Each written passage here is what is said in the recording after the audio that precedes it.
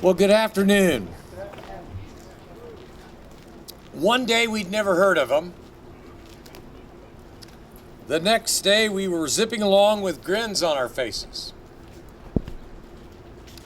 Last summer truly was the summer of the electric scooter.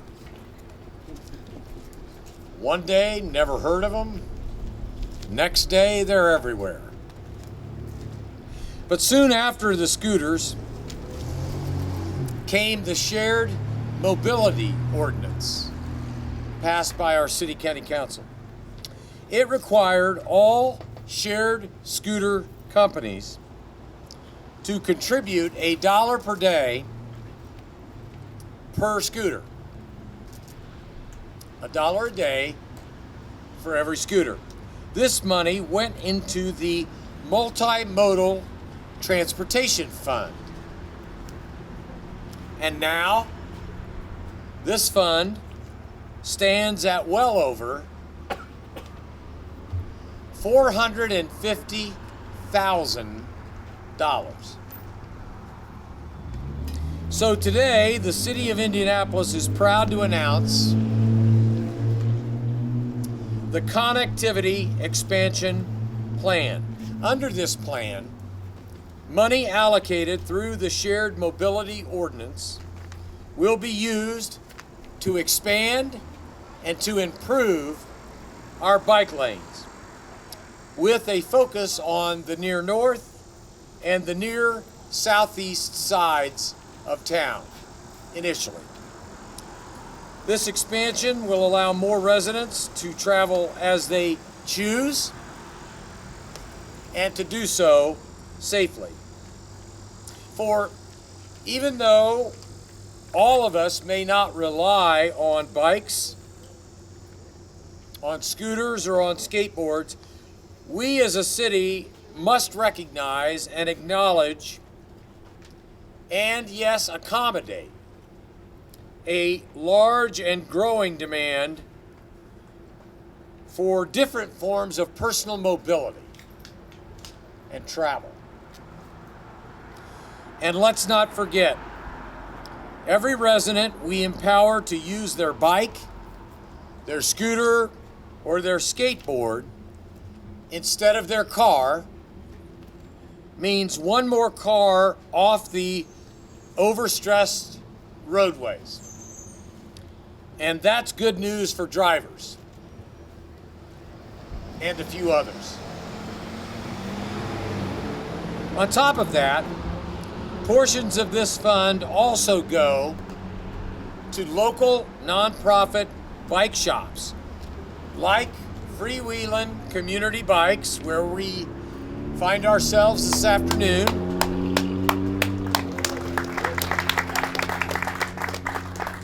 but not exclusively freewheeling. Bike Indianapolis, the Biker Boys and Girls Shop.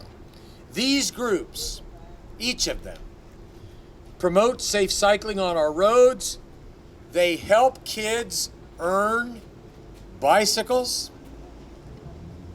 and they teach them bicycle maintenance.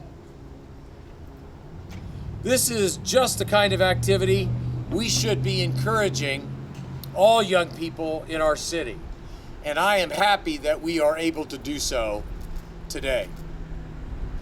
I also feel it is useful to point out that the fact that our city is adopting alternative methods of travel is not new. Locals who are familiar with names like Major Taylor, or people familiar with the history of Union Station, or the history of the Indianapolis Motor Speedway. All these things that these people in our community are so familiar with, Major Taylor, Union Station, IMS, know that this city has always been at the forefront of personal travel. Today, in the 21st century, I'm glad to see that part of Indianapolis and our character is still going strong and growing ever wider. And so it is in that spirit I am pleased and proud to introduce the Executive Director of Freewheelin' Community Bikes, Allison Cole. Allison? Well, welcome, Mayor, and we are just so delighted to be hosting you and your crew here this afternoon to celebrate a launch of Neighbor Way projects. For 10 years now, Freewheelin' Community Bikes has been helping kids learn how to take care of and ride bicycles safely through our Earn a Bike program. Once our kids demonstrate that they've learned these important practical and safety skills, we provide them with their very own bike, a helmet, a lock, and lights. And we encourage them to ride their bikes to school and to work and back to Freewheelin' to learn more about bikes at our bike lab and to learn more about other important lessons. We want more kids to have this fun and empowering experience, so we have just this summer launched our satellite Earn a Bike program, where we're teaching our youth service partners like Edna Martin Christian Center and the Bonner Center and Brown Works and hopefully others to teach our Earn a Bike lessons to their youth. And today, I don't know where they went, but our Bonner Center kids rode their bicycles from the Bonner Center to here. Woo, raise your hand. And we want to create a network of EAB and bike labs around the community where our kids can bike from center to center and from bike lab to bike lab to work on bikes and to make new friends. And frankly, the only thing that has really been standing in our way of making this whole vision come to life is safe passage for our kids. So with this Neighborhood Way project, we feel confident that our kids will have safe passage to ride from bike lab to bike lab, from community center to community center. And this project will answer the missing link to a bike network that we want our kids across the city to enjoy. So it is with just great gratitude that we thank the city for having been working on these plans for years and years and to finally bring them to fruition so that we could get kids on bikes and biking all over this darn city. Thank you.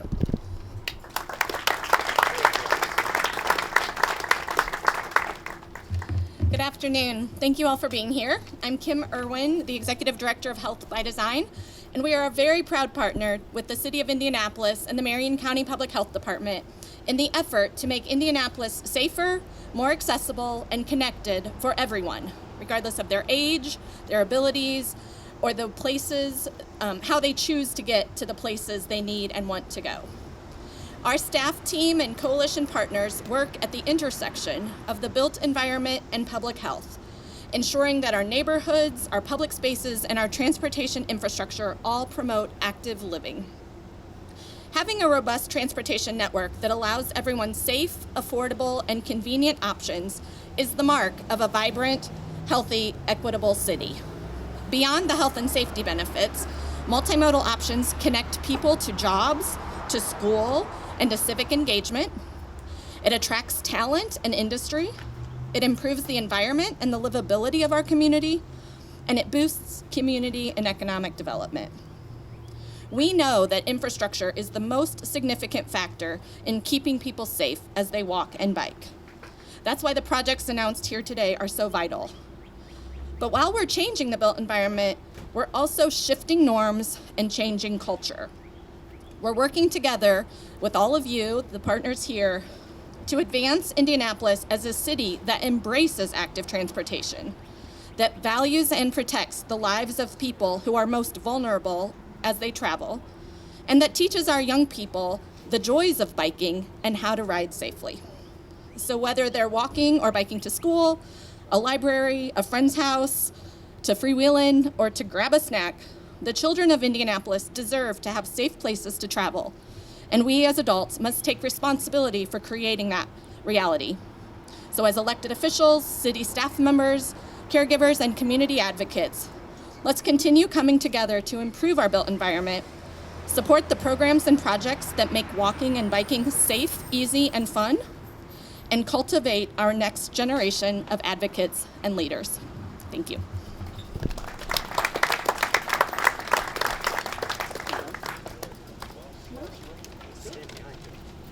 How about beside me? Oh. Okay. Good afternoon, everyone. Mayor, Kim, Director Parker, Ms. Cole. On behalf of the council, I just want to say thank you for this opportunity to be here. My two colleagues, I'm Bob Osley. My two colleagues, Councilor Frank Mascari, Councilor Duke Oliver. We all want to thank you. It is fitting in a city and state known for hospitality that we're now creating neighborways. The idea of neighborways captures our city's welcoming spirit and highlights our commitment to safe residential streets that are inviting for people of all ages, from children to the elderly. I've got a child over here somewhere. I think she might be eyeing one of those bikes. Where motor traffic is calmed and walking, biking, and even scooter riding are prioritized. These neighborways will create safer and more connected neighborhoods for residents and will serve as a meeting place where you can know and engage with your neighbors. Equally important, the neighborway system will enhance our city's current transportation networks by filling in the gaps in our traditional infrastructure and making our streets more accessible to the multiple modes of transportation. And whether you want to walk, bike, or ride a scooter, neighborways will get you there safely while bringing a sense of identity to local neighborhood routes. And just as exciting are the opportunities through this initiative to partner with organizations like Free Willin' that share our vision for empowering young people in our neighborhoods. Free Willin' Community Bikes connects youth with skills for life through a shared passion for the bicycle. And through their programs, young people can even earn a bike. And had I known that, I wouldn't have bought my daughter her bike. Learn to identify their own strengths and gain the skills they need, not just to maintain their bike, but to move safely around the city and pursue future employment opportunities. Community partners like Free Willin' are critical to realizing our vision of Indianapolis as a city that is easier to get around in, easier to make a connection in, and easier to find our place in. I want to say thank you. And Director Dan Parker will be available to answer any questions. Thank you.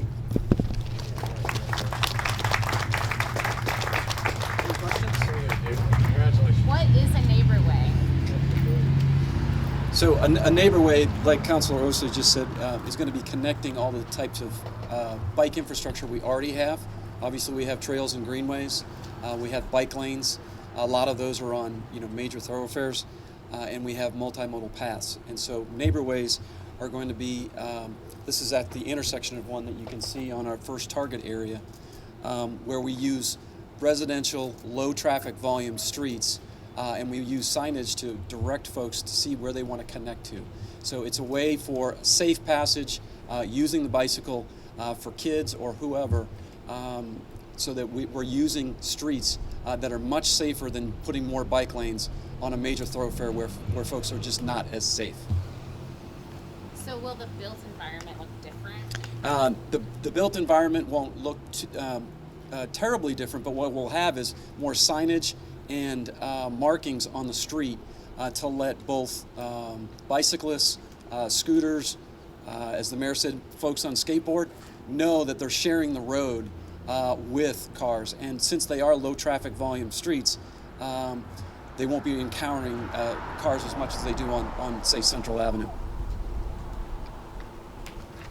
Since there have been plenty of close encounters of the scooter kind, will there be kind of educational aspect about sharing the road and that sort of thing? Yes, so what we're entering into, as the mayor and President Osley mentioned, we're going to be, the Department of Public Works will be entering into partnerships, not just with freewheeling and biker boys and girls in terms of promoting the use of bikes with kids, but we'll be partnering with Bike Indianapolis as well, for public awareness on these things to make sure that we all of this is done in a safe manner. I think, Councilor Osley, don't you have legislation that's going to mandate that scooters cannot be used on sidewalks Correct. Yes. and on greenways or on? Correct. What's the process on that? Where does it stand right now? So we have it introduced, I believe, on the 15th, and I think we will have further discussion at an upcoming committee meeting this next few weeks. How are those rules going to be enforced? Is it going to be an educational matter strictly, or is there going to be an opportunity for ticketing? I think we all see people often not follow those rules. Sure. So over the course of these last few weeks, we've had an opportunity to talk with the Director of Business and Neighborhood Services and others to talk about how do we better educate our scooter riders, be it either by video, be it by something that's placed on the ground, any number of things. But we know that we need to be proactive in that for their own good and for their own safety. Director. Yeah, just to supplement that a little bit, my name is Brian Madison. I'm the Director of Department of Business and Neighborhood Services. We've had regular conversations with the operators of the scooter companies themselves, and in particular our downtown partners like Downtown Indy. We plan to announce pretty soon some educational and awareness opportunities that we're going to be doing in conjunction with those scooter companies to promote safe operation, but also parking and things like that. So that's something that's been on the forefront. We've heard from a lot of neighborhood groups, citizens, and folks on the council as well to look into that issue. But BNS does not actually handle enforcement of moving violations. That's IMPD. That's correct. IMPD handles the moving violations. We do parking enforcement at BNS. And IMPD currently is doing an educational push, but not necessarily citing people for violations. Yeah, actually had a lot of conversations with, in particular, Downtown District on that issue. So we certainly plan to continue to work with them on both the parking and the operation of those devices. Will there be any traffic calming infrastructure implemented on College Avenue to slow traffic down and make it a little bit more livable for the people who live there? We have a community crossing project that's slated for this summer on College from 38th Street down to Fall Creek, and as a part of that, we'll have to get you the specifics on exactly what's going to take place, but that's going to be a major reconstruction of that street. So obviously north of 38th Street was just completed with the red line. Director Parker, when do you expect construction of this project to begin? So the first deployment, the reason for folks who haven't seen, there's target areas back here to show where we see the first two target areas playing out. The first being near 17th Street and 19th near Kennedy King Park. And when? This summer. So this proposal is about $450,000, or it uses that amount of revenue. How will that be split between like giving money to the organizations and then? So most of the dollars will be for the infrastructure improvements related to the neighborways, and not all of this that you see will be done this year. It'll be done over the next few years, but the partnerships will be ongoing between the department and our community groups as long as the scooter funds continue to come in. And the $450,000 figure, that is what we've actually received to date since the shared mobility ordinance went into effect. So it could be more than that? Well, as long as people continue to rent scooters. And then how much will these organizations get? That's dependent on what their the type of program.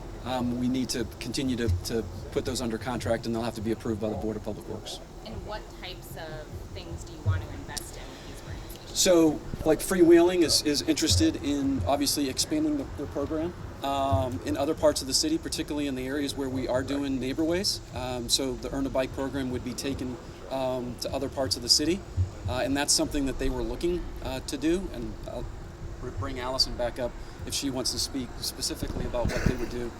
They weren't able to be here today, but biker boys and girls are on the west side.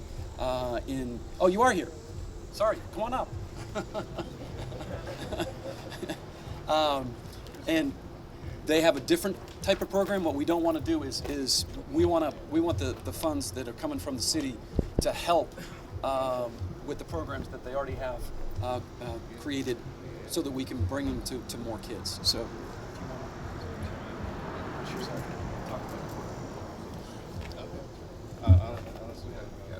Go ahead. They've heard about my program. Go ahead. Hello guys, my name is Samson Terefi and I am the manager at the Bikers Boys and Girls Club. Boys and Girls Shop. And the program, how we first started it was, I was working for the Learning Tree as an intern, and I was working for my boss, and he decided to kind of invest in the community and wanted to give back to the community, and the best way to do it is by opening up a bike shop in the Riverside area. And from there, we found a few of the neighborhood kids who are really good and gifted with the bikes that we were just this is for you guys and all. So we just started with them working on the bikes and coming to, we operate from a garage. So we started working from the garage and let the kids go ahead and help bikes, learn the skill to fix a bike and be able to go ahead and sell the bike too. So that's how we started. That's a little bit about our program. And this is our second year this year. And that's all I got to say. Thank